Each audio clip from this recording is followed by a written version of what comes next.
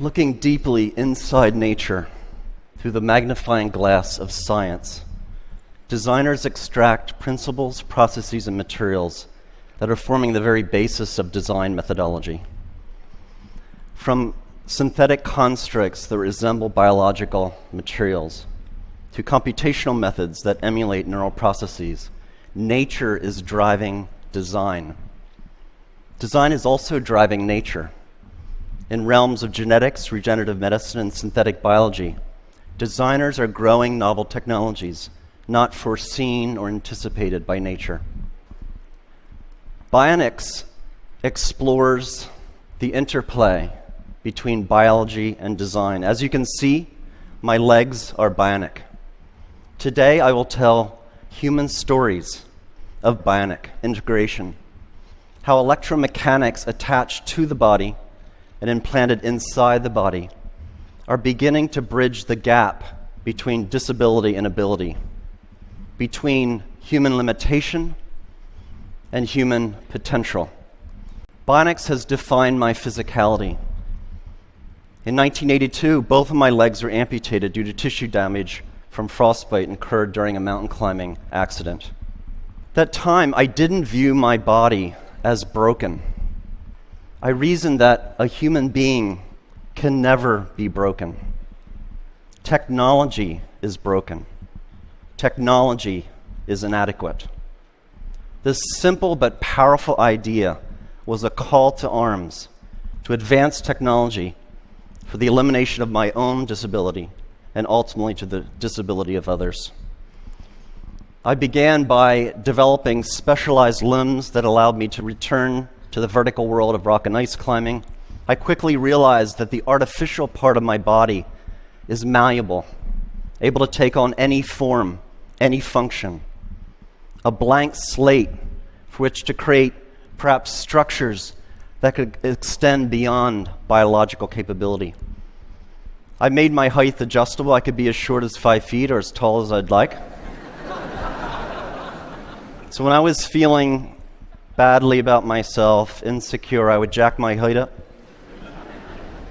But when I was feeling confident and suave, I would knock my height down a notch just to give the competition a chance.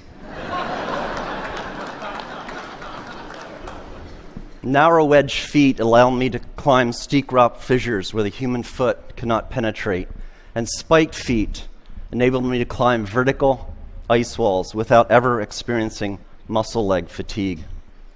Through technological innovation, I returned to my sport stronger and better. Technology had eliminated my disability and allowed me a new climbing prowess. As a young man, I imagined a future world where technology so advanced could rid the world of disability, a world in which neural implants would allow the visually impaired to see, a world in which the paralyzed could walk via body exoskeletons.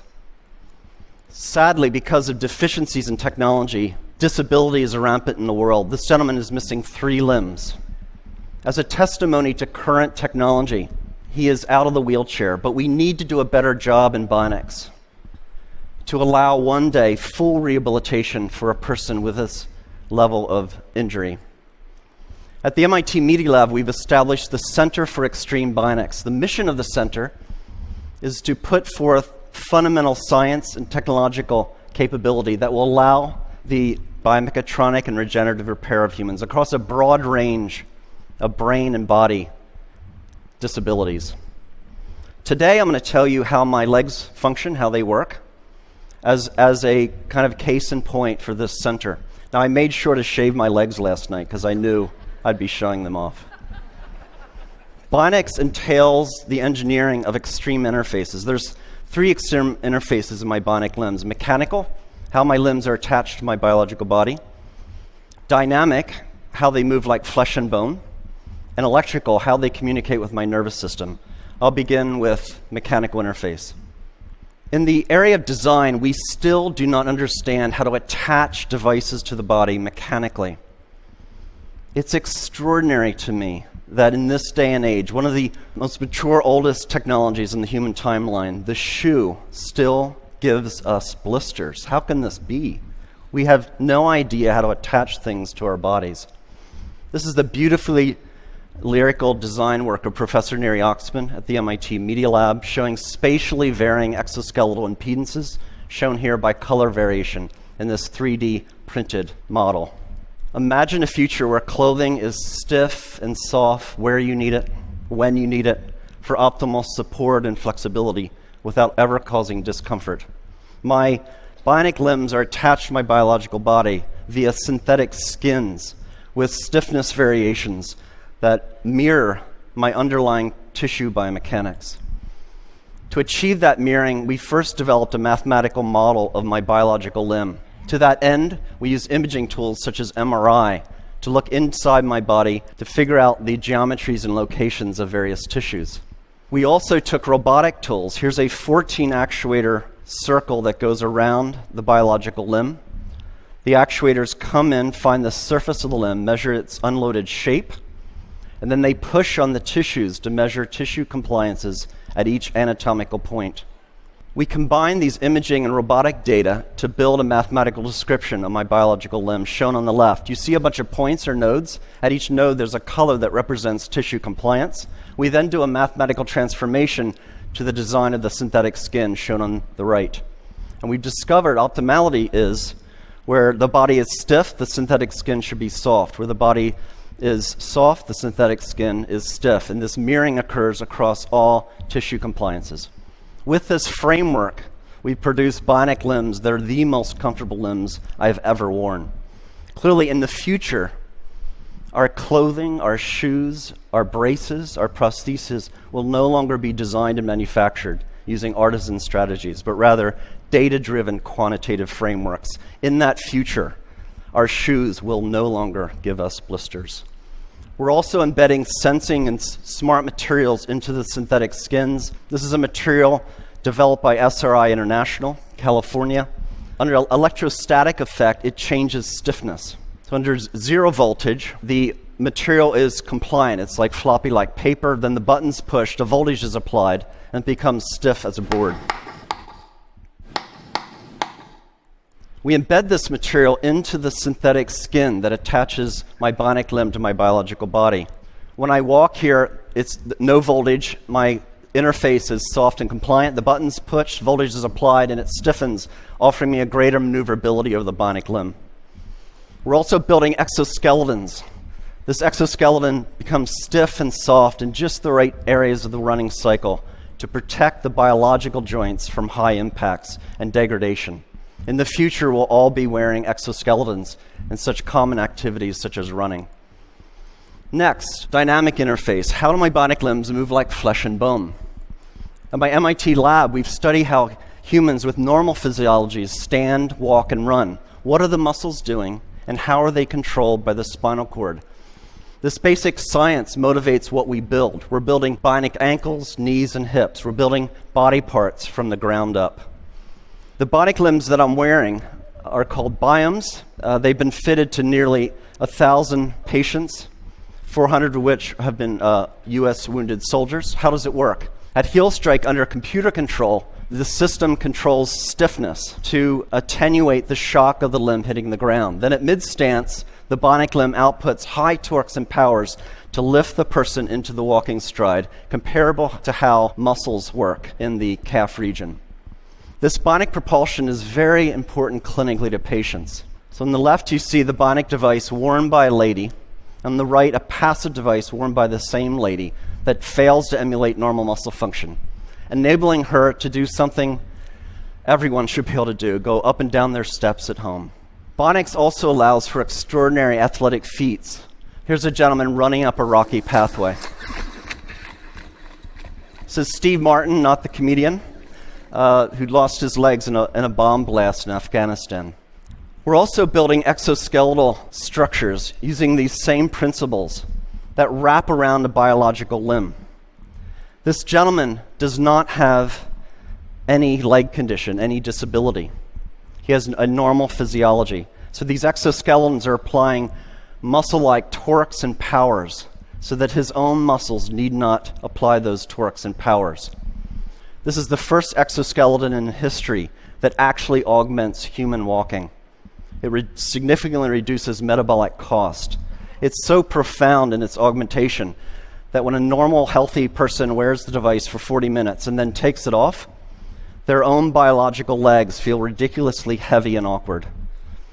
We're beginning the age in which machines attached to our bodies will make us stronger and faster and more efficient. Moving on to electrical interface, how do my bionic limbs communicate with my nervous system? Across my residual limb are electrodes that measure the electrical pulse of my muscles. That's communicated to the bionic limb. So when I think about moving my phantom limb, the robot tracks those movement desires. This diagram shows fundamentally how the bionic limb is controlled. So we model the missing biological limb, and we've discovered what reflexes occurred, how the reflexes of the spinal cord are controlling the muscles. And that capability is embedded in the chips of the bionic limb. What we've done then is we modulate the sensitivity of the reflex, the modeled spinal reflex, with the neural signal. So when I relax my muscles in my residual limb, I get very little torque and power. But the more I fire my muscles, the more torque I get, and I can even run. And that was the first demonstration of a running gait under neural command. Feels great.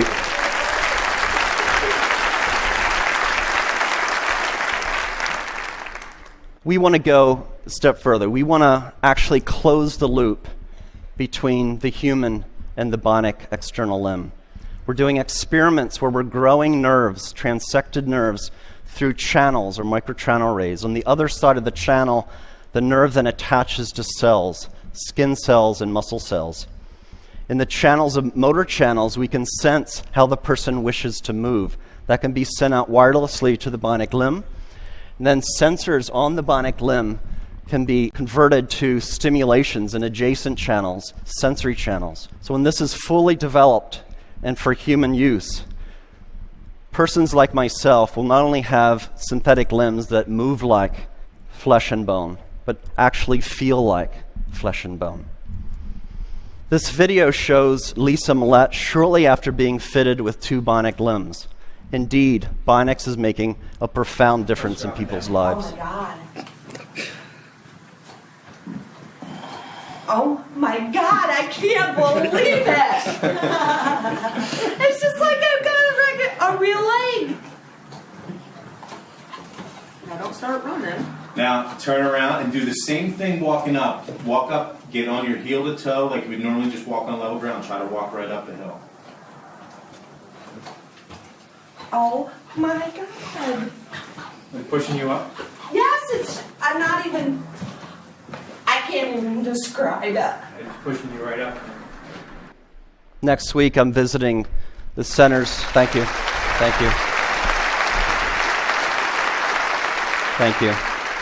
Next week, I'm visiting the Center for Medicare and Medicaid Services, and I'm going to try to convince CMS to grant appropriate code language and pricing so this technology can be made available to the patients that need it. Thank you. It's not well appreciated, but over half of the world's population suffers from some form of cognitive, emotional, sensory, or motor condition. And because of poor technology, too often conditions result in disability and a poorer quality of life. Basic levels of physiological function should be a part of our human rights. Every person should have the right to live life without disability if they so choose. The right to live life without severe depression. The right to see a loved one in the case of seeing impaired. Or the right to walk or to dance in the case of limb paralysis or limb amputation. As a society, we can achieve these human rights if we accept the proposition that humans are not disabled. A person can never be broken. Our built environment, our technologies are broken and disabled. We, the people, need not accept our limitations, but can transcend disability through technological innovation. Indeed, through fundamental advances in bionics in this century, we will set the technological foundation for an enhanced human experience, and we will end disability. I'd like to finish up with one more story, a beautiful story. the story of Adrienne Haslet Davis. Adrienne lost her left leg in the Boston terrorist attack. I met Adrienne when this photo was taken at Spaulding Rehabilitation Hospital. Adrienne is a dancer, a ballroom dancer. Adrienne breathes and lives dance. It is her expression. It is her art form. Naturally, when she lost her limb in the Boston terrorist attack, she wanted to return to the dance floor. After meeting her and driving home in my car, I thought, I'm an MIT professor. I have resources. Let's build her a bionic limb to enable her to go back to her life of dance. Brought in MIT scientists with expertise in prosthetics, robotics, machine learning, and biomechanics. And over a 200-day research period, we studied dance. We brought in dancers with biological limbs, and we studied how do they move, what forces do they apply on the dance floor. And we took those data and we put forth fundamental principles of dance, reflexive dance capability, and we embedded that intelligence into the bionic limb. Bionics is not only about making people stronger and faster. Our expression, our humanity can be embedded into electromechanics. It was 3.5 seconds between the bomb blasts and the Boston terrorist attack. In 3.5 seconds, the criminals and cowards took Adrienne off the dance floor. In 200 days, we put her back. We will not be intimidated, brought down, diminished, conquered, or stopped by acts of violence.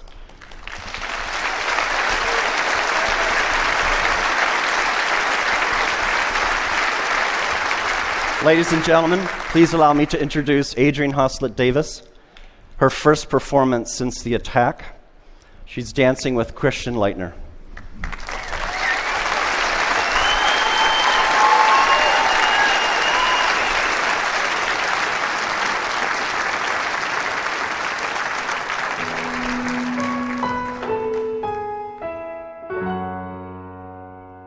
Ring my bell, ring my bells.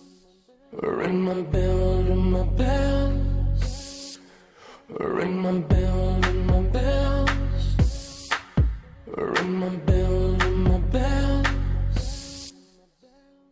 Sometimes you love it, sometimes you don't. Sometimes you need it, then you don't, and you let go. Sometimes we rush it, sometimes we fall. It doesn't matter, baby, we can take it real slow.